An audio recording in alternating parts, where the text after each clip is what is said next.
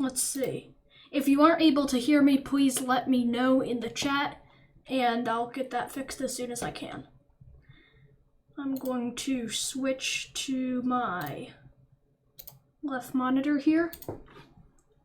So VR Farm Game is currently in development, and I'm working on it just because I think that VR needs a new, or at least a first immersive farming simulator.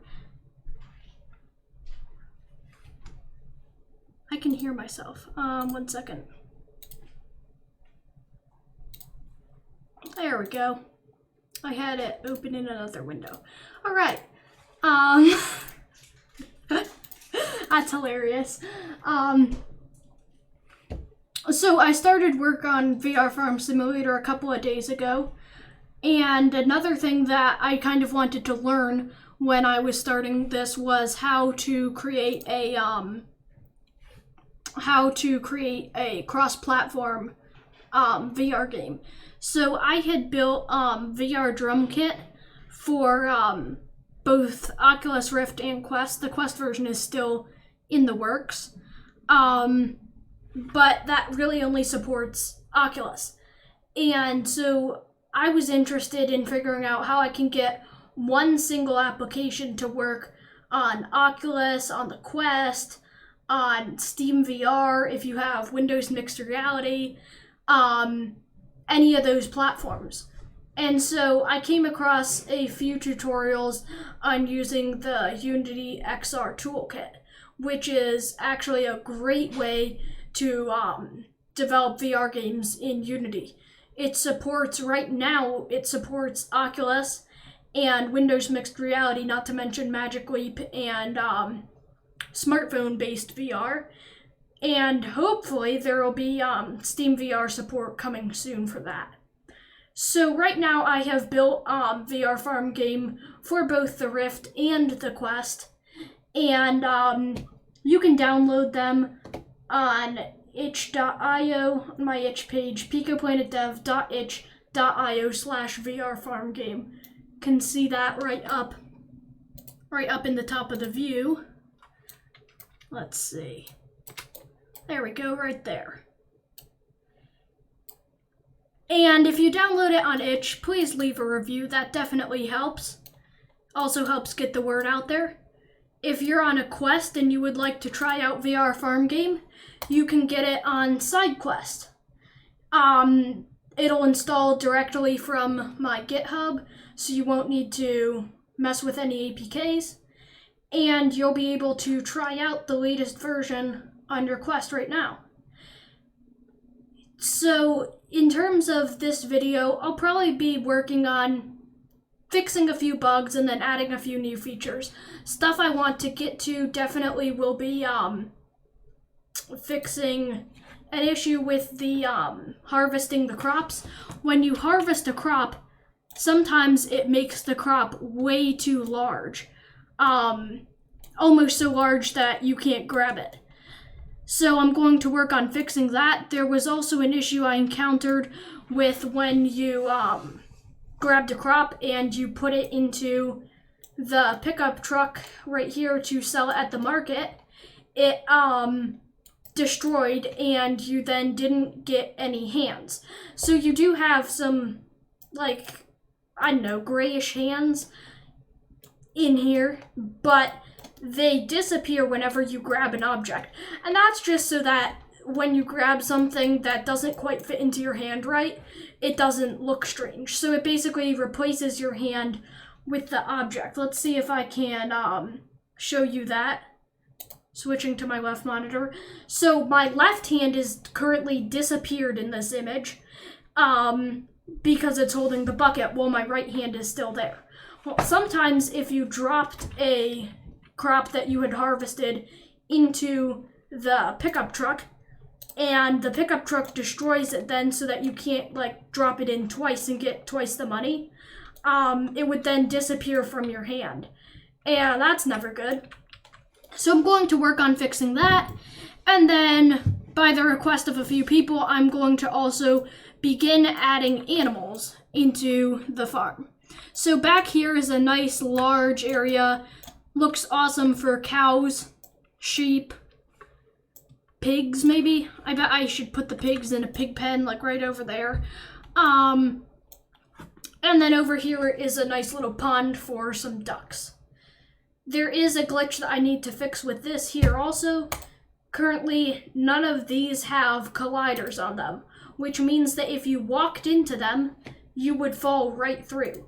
So right here, this box collider basically gives, like, it's a solid plane that you can then stand on, whereas right here it's missing that. And so I need to add that to all of them right there. Then I'll work on creating some animations for our little animals, maybe make the ducks swim around in circles in the pond. And I will also be working on adding a market in this area. I'm not sure exactly what we can get to in this stream today, but hopefully we can definitely improve on the game as it is. Right now, VR Farm Game is just a demo. It has some objectives in this tutorial screen right here, and you can play through them, and you're able to farm multiple crops, do them multiple times, but I definitely need to work on adding stuff like animals that help you, so like you can get milk from a cow, extra money from pigs, almost like a piggy bank. I like that idea. And then being able to buy more plots of land, seeing as the current one is just like fenced-in garden right here. So first off, I don't know. Why don't we let's work on the colliders back here. So we're definitely missing colliders on most of these just from when I added them in. And so let me select all of them. Let's see, that one doesn't have a collider. If they have a collider on here, they'll appear right in this side, in my sidebar. And that sidebar, if you're not familiar with Unity, which is what I'm using to create these games, the sidebar gives you a lot of tools where you can change how certain objects work. So the middle is kind of like a 3D preview of the scene. The left-hand side is a hierarchy. If I shrink it down, you'll see what I mean. It lets you organize all of the parts that are in your scene. And down here is all the assets or scripts and pictures and models that end up getting built into the final game. So over here we're going to add a component to these I don't know, plots of land almost. They're mostly squares, some of them are a little bit smaller. So we're gonna say box collider right there. And we can check and make sure that it's been activated. If you see those little green lines on there, those green dots, they let you change the size of the collider. We don't need to change them, it automatically puts the box collider around the farthest edges of the, it. So that all looks good. Pretty much same as the collider over here. Note that the grass environment right here is much, much larger than each of these down here. And that's because right here, we can make a nice simple square, cover that entire area. Whereas over here, we need to make it kind of shaped nicely for the pond. So with that out of the way, we can move over here and take a look at how we are able to buy stuff. So right down here, there's a barn menu. It lets you buy different kinds of seeds, and you can also get free tools in case you threw them over the edge, I guess. If you did end up throwing them over the edge, you can easily just spawn new ones here for free. It's kind of on the premise that like there's tons of watering cans and buckets and stuff like that all around the farm.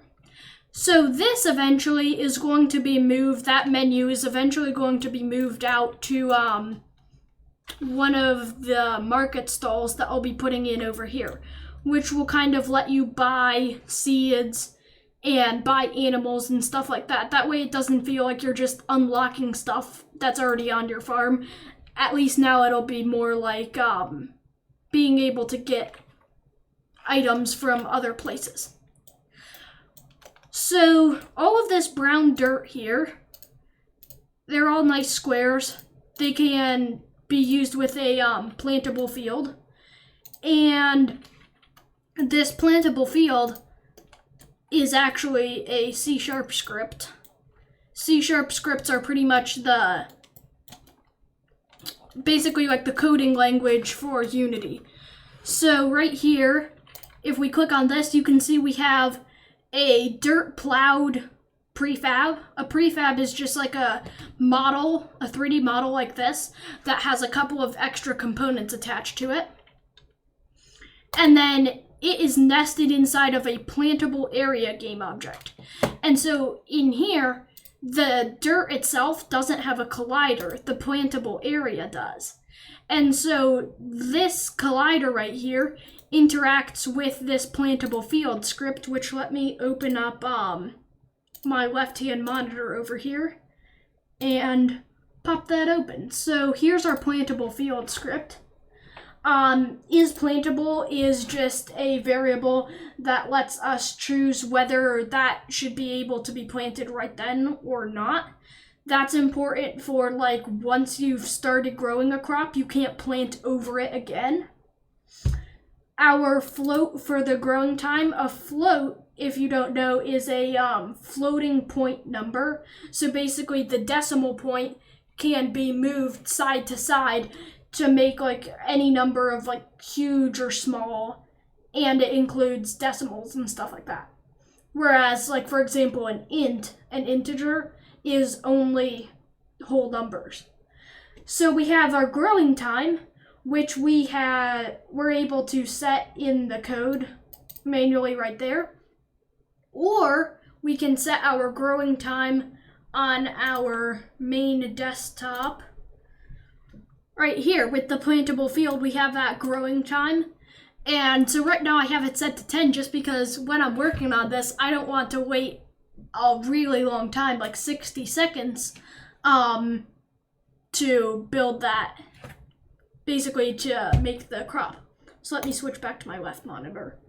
So then we have some game objects. Our first one is plantable dirt. That is that dirt plow game object that I'm highlighting right here.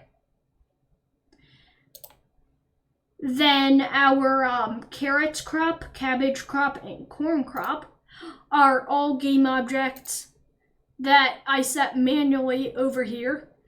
And if I click on them, you can kind of get a little preview of what they look like. So this carrots crop, if you can see right down here, let me move my video.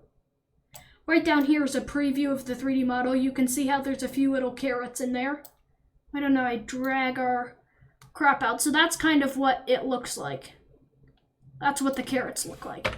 So I have those carrots set in this plantable area script so that whenever you put a carrot seed into that area, it will make a carrots crop for you. Same thing with the cabbage crop, which is right here, and the corn crop, which is right there. Then we also have our seedlings crop, which you can see in our C# script right there. That seedlings is not an entire crop. It's just a little, basically like a halfway grown thing. So it's the same for all of them. You assume like seedlings just kind of look like little roots and some leaves popping up. So those are all of our game objects in there. And then we have a game object for carrot, cabbage, corn. That's so that when the crop is done growing, we can make a model like this that lets you grow a, that lets you grab it and eventually take it over to that pickup truck. So then back in here, when something hits the plantable area, it decides whether it's carrot seeds, corn seeds, or cabbage seeds using Unity tags. You can tag a game object just to put it in a group basically. And each of those times it calls the function plant. Over here, plant, we have our string crop name, which we put in for each of these. So because we hit carrots, then it plants carrots. And right here, I just have our debugs commented out because I don't need them right now. But if there was an issue or something like that, I could decomment those. And then whenever I put carrots in, down here on my main monitor in the console, I would get a little log that said that I planted carrots. It's just a useful feature for debugging. Let me comment that again. Perfect. And then it starts the coroutine grow crop name. So this is interesting. It passes this crop name from right here, right through this plant to the start coroutine. Now the reason for that is when we plant something, we might want other stuff to happen, for example, like debug logs. But really, we might want something to happen like showing a timer above the crop, like right there or something, that lets you see how much longer it's going to take. So it calls our grow crop coroutine, and the reason it's a coroutine as opposed to a function is because the crop growing takes time. And if you put wait for seconds on a normal function, then it would actually stop the game. Like stop the game, you wouldn't have any frame rate. Your frame rate would be basically 0 for that amount of seconds. So that's why we put that in a coroutine, so that it just happens on the side. So it does a little bit of stuff here that's not really that important. It makes seedlings appear after 5 seconds, or the growing time divided by 2. So if their growing time was 60 seconds a minute, it would be 30 seconds. And then another half of that growing time, it destroys the seedlings.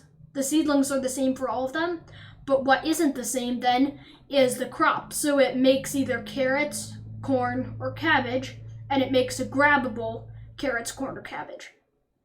And then at the very end, it's done growing, so we can say it's not growing anymore.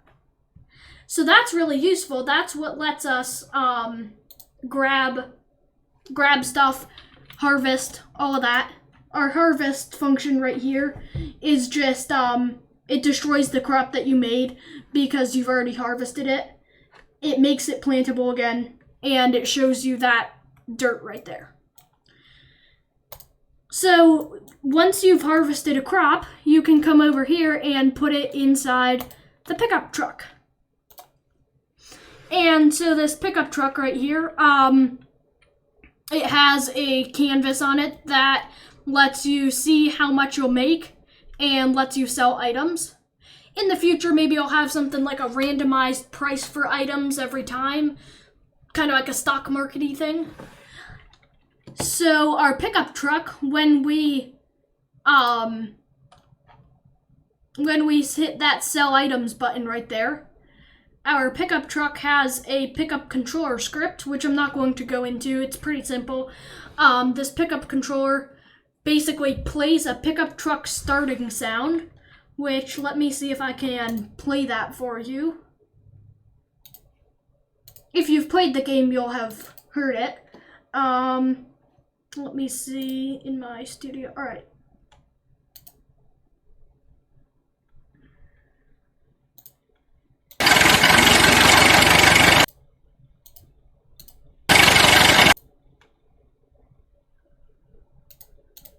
All right, that's what the pickup truck sounds like. So that basically lets us, that sell items button sells it, it gives you your money, and it plays that pickup truck sound. But it also plays this animation for the pickup truck. And this animation, if I open up my animation window right here, general animation, perfect. So my animation window, let me drag it onto a screen so that you can see it. And this animation is basically for the truck going to the market. I'm going to slide this off onto the other side screen. And let me switch to a nice top view here. So holding our pickup truck in our view, we can hit play on the animation. And that shows us in a top-down view basically what our pickup truck does when it goes to the market. It basically just goes around this loop right here, which is pretty cool. It's really just an effect to show you that something's happened other than selling your crop. And it also means that you can't constantly sell crops. So maybe you want to wait a couple of harvests before you put it all in the pickup and go and take it to the market. So let's turn off that animation for now. Come back into a nice perspective view. So speaking of animations, an animation that I definitely want to add to this is having some ducks. Ducks are awesome, aren't they? So right here, we can add maybe a duck. Let's see, I do have some farm animals already here. Here's a duck, let me focus on it. Seems like a cute duck, although, I don't know, is that duck a bit short? Maybe we could make it a little bit bigger. So here's a duck. Why don't we put it out in the middle of the water, because, you know, ducks like to swim.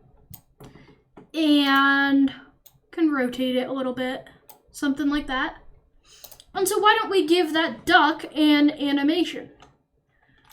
Well, if we look at this duck right here, we actually already have a duck avatar controller, basically running the duck animation, probably making it wiggle a bit or making its feet move.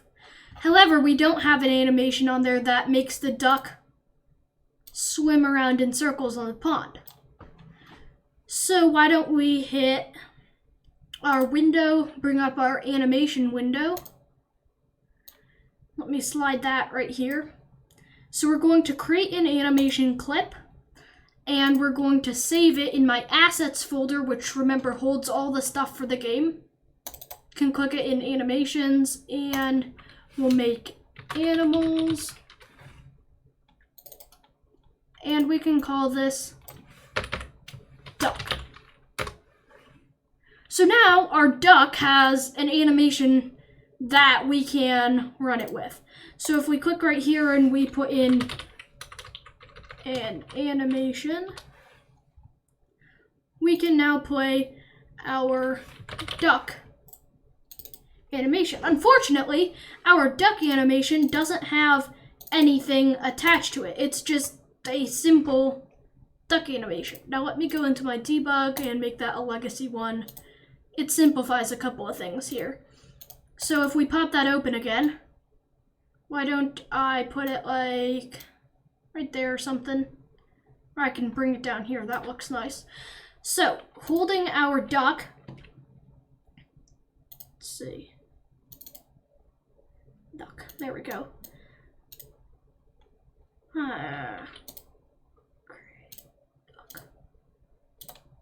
There we go. So we can now add properties for the duck. We can add in a position and a rotation. We really won't need a scale for the duck because our duck here isn't going to be growing or anything like that. Now really, when a duck's in the water, it's kind of hidden in the water just a little bit. Let me adjust that. There we go. So we can now create a keyframe for this duck. So we're going to say keyframe the position, and so then down here we can delete that keyframe also, and then we can make it as long as we want. Now interestingly, right here where it says 1, that's actually just 1 second. At 60 frames a second, that 1 is not 1 minute, it's actually just 1 second. We definitely want to be able to animate the duck for longer than 1 second, so why don't I take this out a little bit so that we can see like up to 20 seconds in there. So we can make something happen like this. 2 seconds in, we can move our duck to a certain position and give him a rotation. Maybe put him just a little bit deeper in the water. Yeah.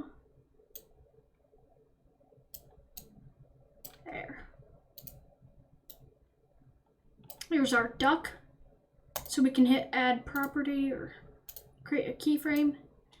Then we can play.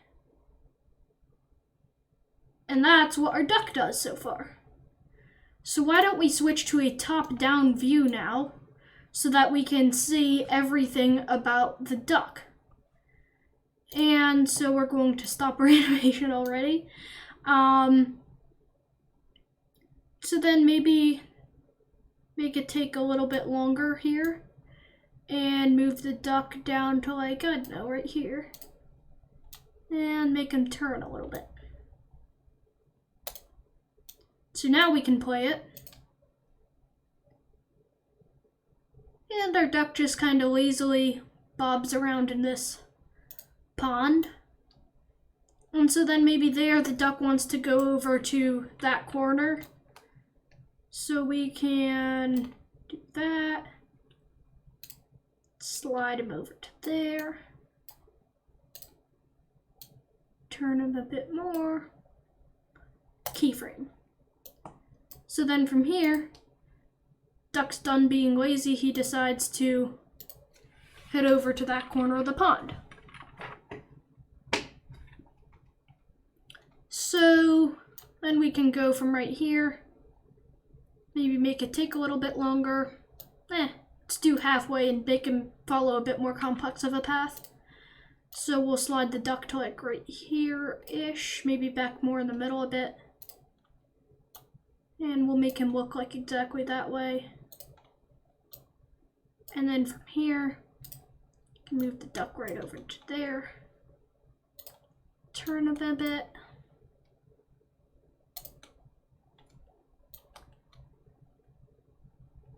Then another couple of seconds pass.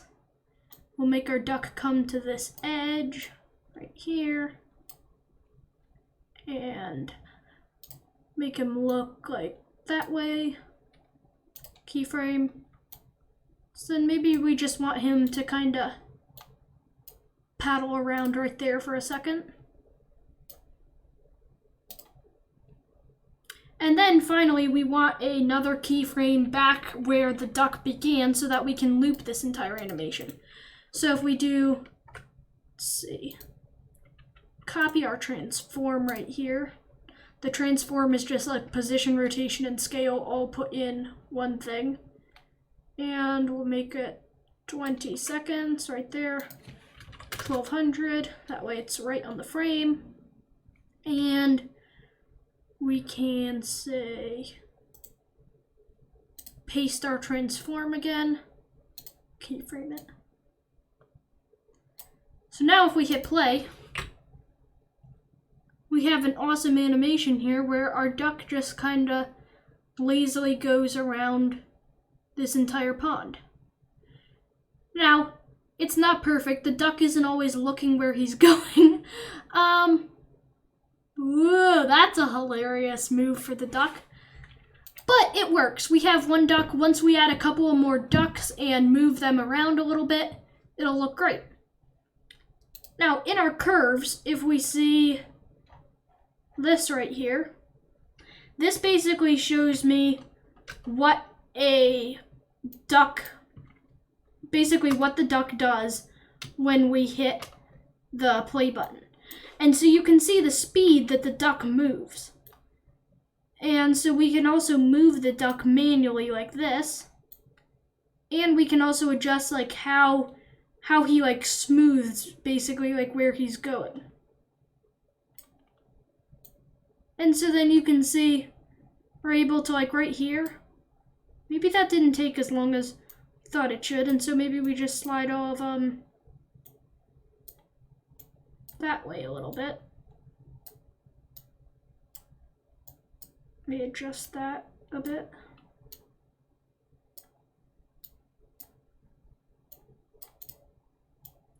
And then finally slide that there. So now we can see in our curves we've modified this animation a little bit. So now the duck gets closer to the edges. Takes him a little bit longer to get where he's going for some things. And it definitely looks a lot more random. The duck looks more like a duck. So, we have successfully made a single duck animation. So we have animations right there. We can play it automatically, so the duck will automatically do that. We will create in our level. I like organized. Definitely like to have an organized level here, so we're going to create a ducks thing. Ducks game object. An empty game object is really just like a fancy, it's really just like a fancy holder more of stuff. So like this level, that level contains everything in the entire scene. And it's empty itself. Now it's scaled down to 0.75 because I found everything that was just a little bit too big. But I can just create a ducks game object that holds all of our ducks. And so we can slide that duck into the ducks. And so that's perfect. Then why don't we just take this, make another duck, slide him back a little bit. Maybe move him out a bit. And if we look at these duck animations,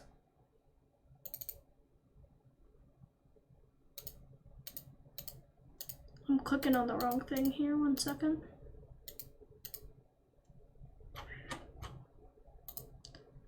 There. We can see how all of these ducks, they basically get their own version of this animation that we can play. Now, unfortunately, some of these ducks are in a bit of the wrong position, you know? The duck isn't in the right place. Even our main duck isn't. And now the reason for that is our ducks game object here, our duck positions are now referencing that game object. So let's move all these ducks over here a little bit. Maybe a bit more. See how that looks. 1 second. If we slide that back to there,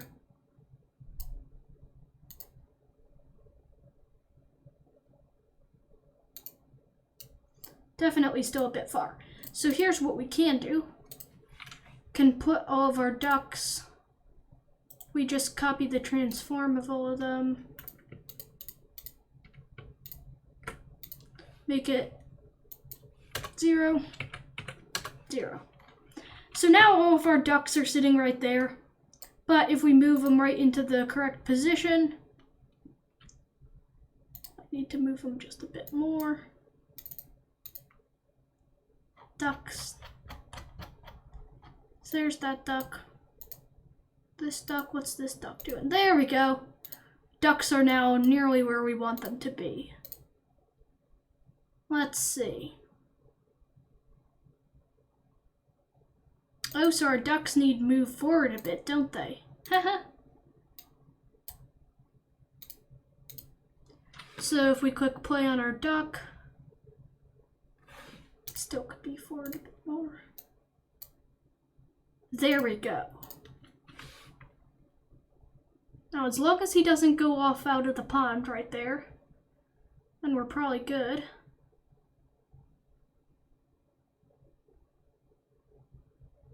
Whoop. Gets a bit close right there. And then he spins around as he goes back in. So definitely, like I said, the animations are a work in progress. But now we have a few little ducks. Now I wonder if I can play all three. No, so it only just plays one of them. So at least we have some duck animations there now. Speaking of animations, we also have that windmill. In earlier versions of the game, like the first one, the windmill actually didn't look so nice because I didn't have the curve set up right. So if you look at this windmill curve thing right here, ooh, there we go. That's way too zoomed in. you can see how it's pretty much a nice straight line, no noticeable changes in speed on it. And that's what we want. We just want it to continually nicely rotate. Whereas when it was set up originally, it was something like that. And so you can see how it slowed down and actually went backward a little bit right before it started. And you can definitely play with the curves, like, but I just wanted a smooth animation for that.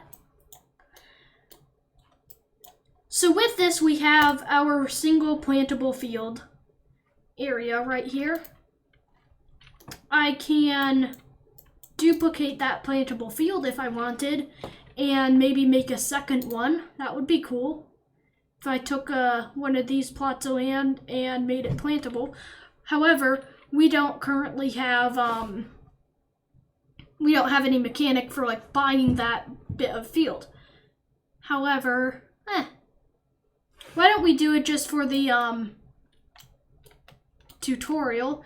So over here, I'm going to need to open up my game controller tutorial controller script, just so that you can see if that's on my left monitor. Our tutorial is based on slides. So every time you click that next button right there, if you see it right there, every time you click that next button, it then moves the tutorial forward one slide. That's what that current slide plus does. So then for each of the slides, it tells you what all of those what all the slides say. So that tutorial text.text represents the text game object that is right there. And so it lets me set by code what the tutorial says. So over here, we're going to say at the barn, you can buy different seeds and get new tools. So we're just going to copy that, make another one, make it slide number 13. Select that entire thing, and we're going to say, here's another plot of land to plant. Try using different seeds. There we go. Missed a couple characters right there.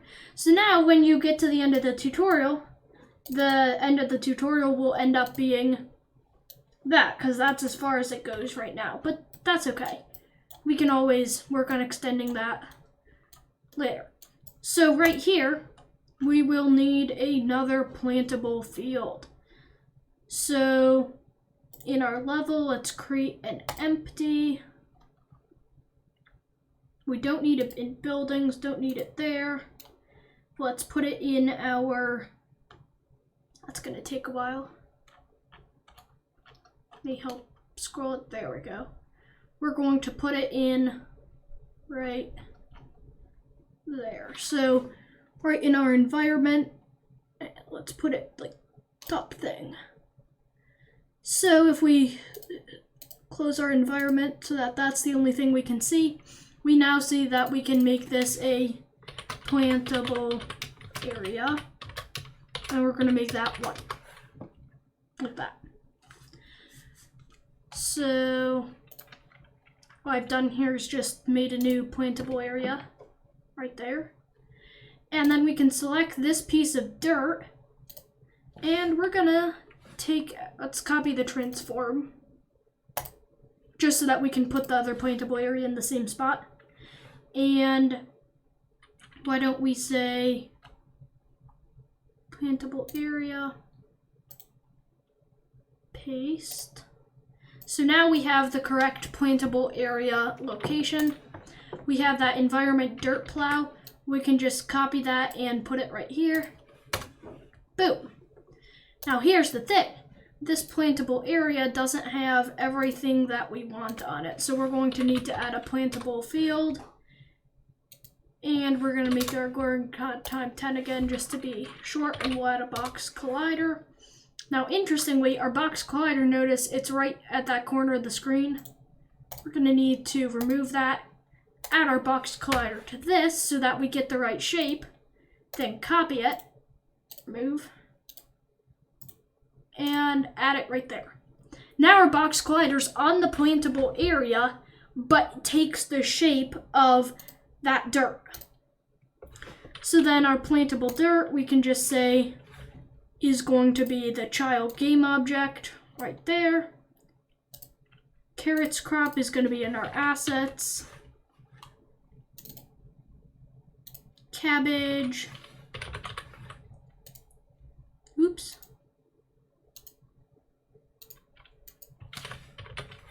Wasn't looking in the correct folder there. Then our corn.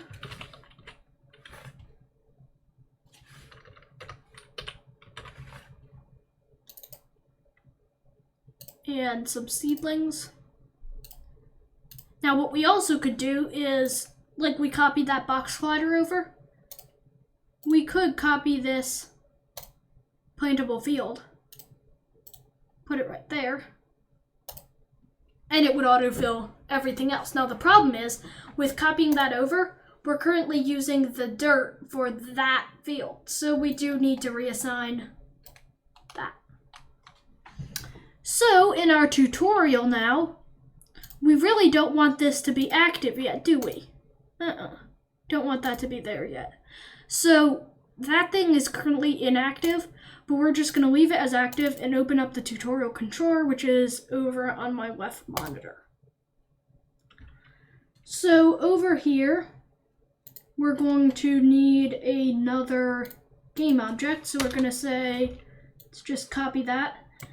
Had a game object for the watering can, I guess. And we're going to call this tutorial plantable 2.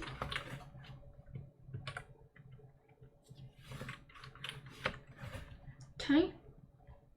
Then we're going to say tutorial plantable 2 dot set active.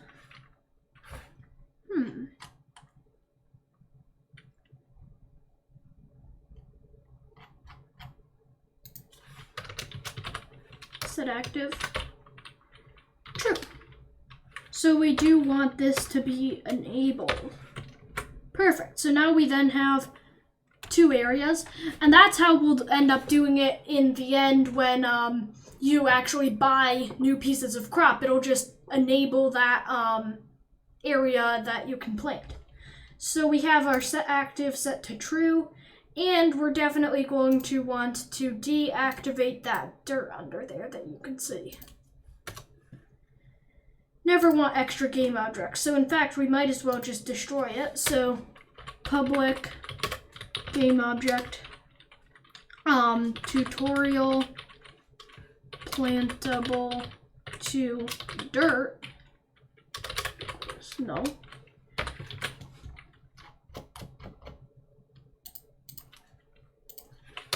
Destroy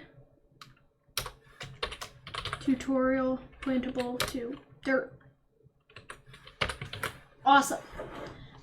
So now when we hit that slide, it'll give us a new plantable area, and it can also destroy that. And now we just had that fence around there just because we can just leave that. That's all just fine. So wonderful. We now have another component added into our tutorial. And there was one issue that I needed to address when it came to the harvesting some of the crops. And that was that some of them were just way too big. Let me just push some of this to my GitHub. We're gonna call this and that's a private GitHub right now, but we can call that video part 1.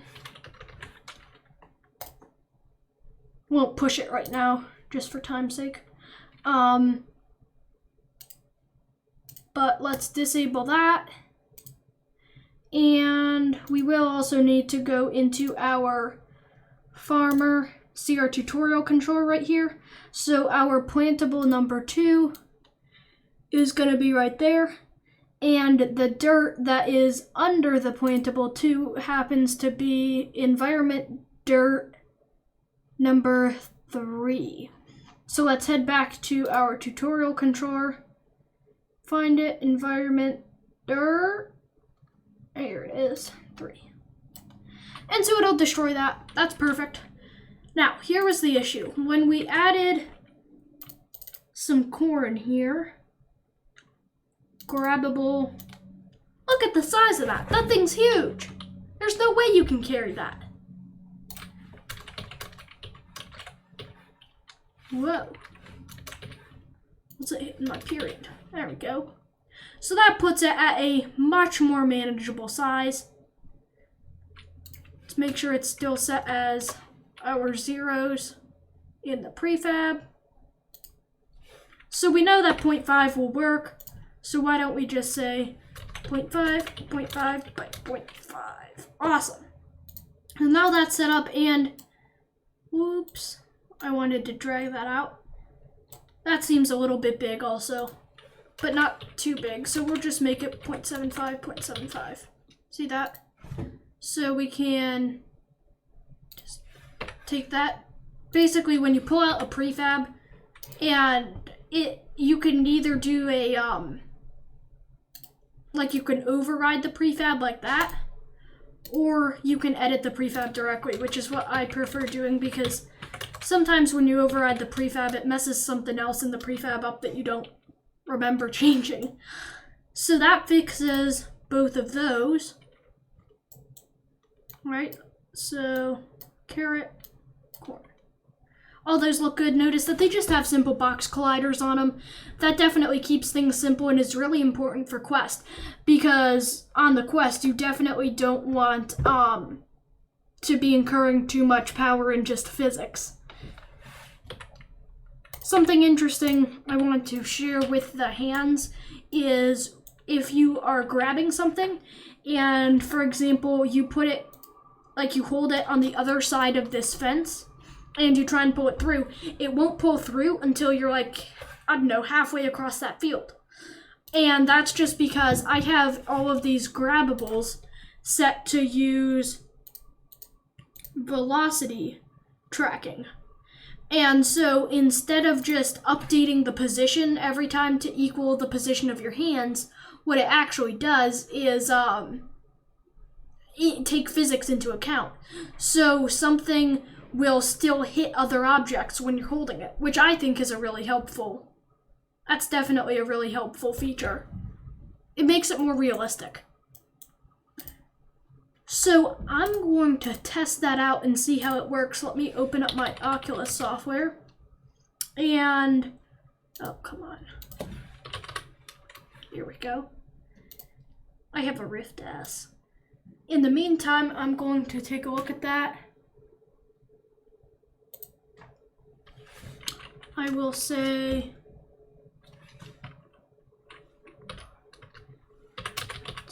okay.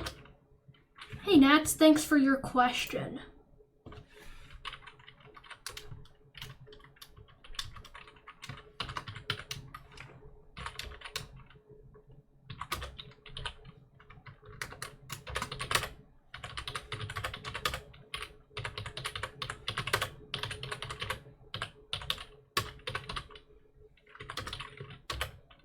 A lot of ducks can definitely be added. Awesome. I'm just replying to a couple of comments on here.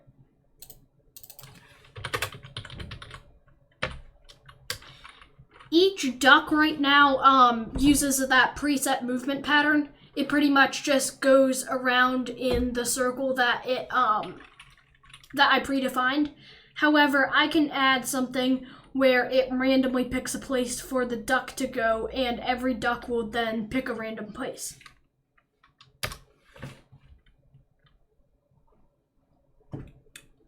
Awesome. So then from here, why don't we just go, and I have my Oculus software open. I'm going to switch my camera off for just a minute while I plug in my headset. I also need to make sure that my headset doesn't take over my microphone. So let me just switch to stream starting soon and plug in my headset.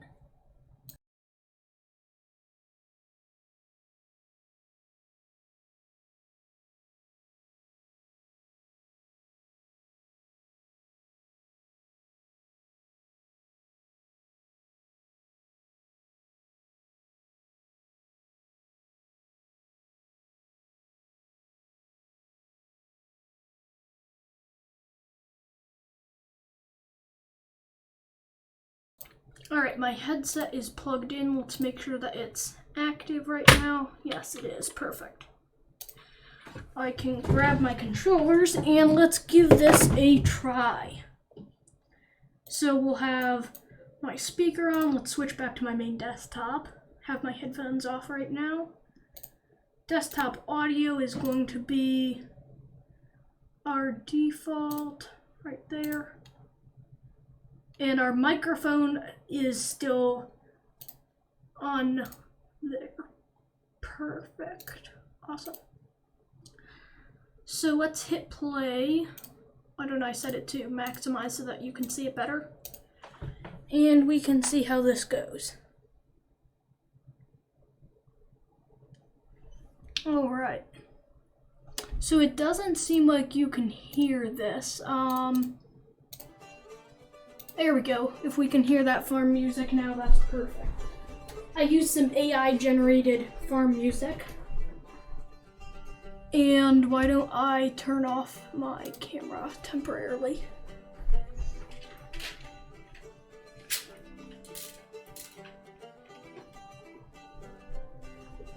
So here's my hands. You can see that they get raised whenever you point at something. They are controlled by the grip buttons on the side, and the trigger button does your thumb and first finger. So we can advance through the tutorial. That's how we click buttons. And then we'll try and grab an object. So right there, when you point at an object, it shows your array. And when you grab with the grip button, it snaps right into your hand. Now, this object happens to have collision sounds, which is a nice little script that I wrote. Didn't share that with you in this video, but maybe later. So when you throw it, you can hear a metallic tink when it hits something. Now, it will not make that sound if you only drop it from a low height, because an actual can it wouldn't hit so hard at that height. So we can come over here and see some seeds. We have some carrot seeds. Able to put the carrot seeds out on the ground, and we can plant the carrot seeds just by can spread the seeds out and drop the carrot seeds right in. Looks like we might need to water it. So there's our seedlings, because remember, those are just 10 seconds. So we can water it, and boom, we have a carrot. So when you grab the carrot, notice that it removes everything in there. And we can then walk it over to our truck. I added these hay bales right here so that you can see inside of the truck. So when we put it in, it will play a little cash register sound and tell us what we would get. So we can hit sell, and we can hear the truck.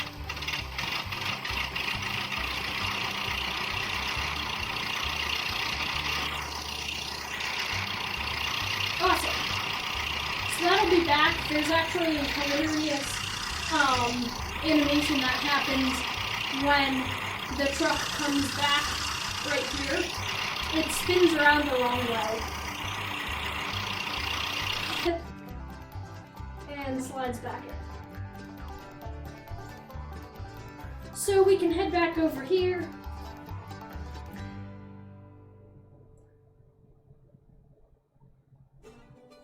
So we can head over to the left side of the barn, buy the seeds, and come back and plant them. So over here is currently where I have the seed buying and everything set up. However, in the end, that'll be moved to a market in another location.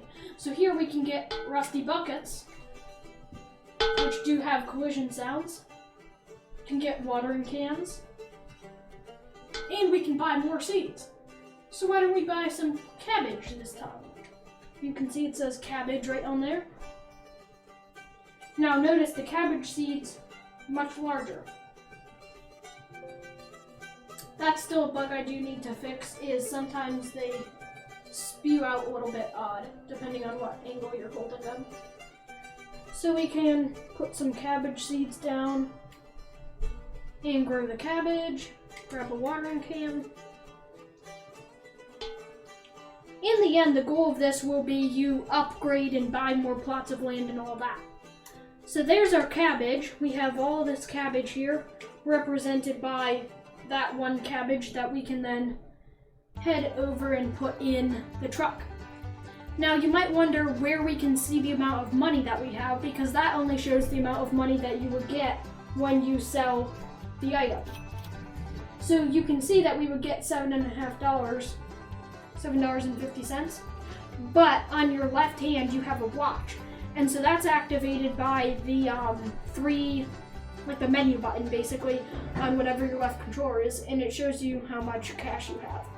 Now notice, remember when we sold the corn before, it was $6.25, but for $1 I bought the cabbage seeds. So for now we aren't going to hit that sell items button, because maybe we're going to go back and try planting corn before we sell it. Because remember, it takes that entire time for the truck to go all the way around, so it doesn't make sense to have the truck go to the market every time you grow a crop. You'll definitely want it to be different things. Something that I can incorporate in the future is how long different crops will take. Like for example, maybe cabbage takes longer than corn or something like that. I don't know. So we can walk over here with our corn seeds. And why don't I demonstrate how the physics on these work. Note that we do have a collision sound.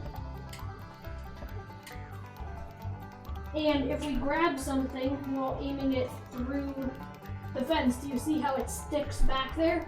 Even though my hand is way out in front of me. So it does take a bit of distance to pull it all the way through. So we can put in our corn bucket.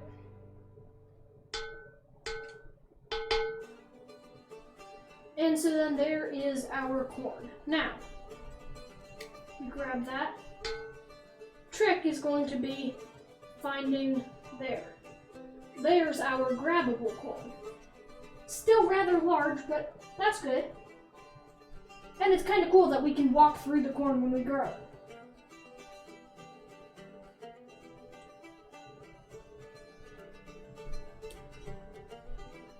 Oh, and note that when I was walking up here, you can see how the corn actually can get stuck behind some of those climbers like that, just like the seeds. So we can put that in and hit sell, and right as you sell it, you see we now have more money. Now see, like, while we're playing this, that music is beginning to get annoying. We can hit the settings button on our watch, and we can adjust the music volume, where the right is most highest volume, the left is all the way off. So we can tone down the music a bit. That clear all just clears the amount of cash you have and what crops you've grown so far, which is why you need to press it 3 times just to confirm. But I right now I'm using that because I never know when I'm developing it. Sometimes my cash carries over from the last time I played. So obviously that won't be used really all that much, but it's good to have the option. So you can hit back and see that we're then back right here. And our cache is reset from the amount that we cleared. Awesome. Let me come back over. I'm going to stop our playback right here and turn my camera back on. So that's the conclusion of today's work on VR Farm Game. I hope that you enjoyed watching me on this stream, and I will be back again soon with more work. So probably the next time I'm going to work on adding a market over there.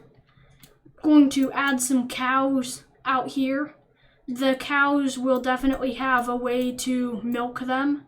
That will definitely be an awesome thing. Especially if you like sell milk for a certain amount.